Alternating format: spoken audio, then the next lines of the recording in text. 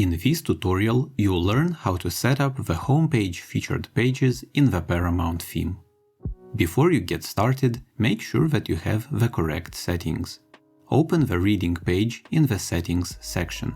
Make sure that your website is set to display your latest posts and not a static page.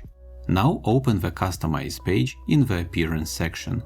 Open the Theme Settings panel and then the Homepage panel.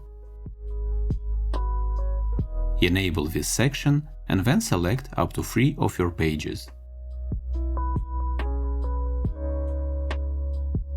Don't forget to set a featured image for each of your pages.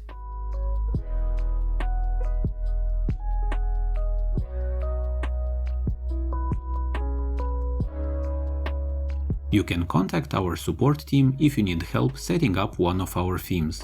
For an additional fee, we provide a quick and professional setup package. For more details, you can contact our support team before or after you buy one of our themes.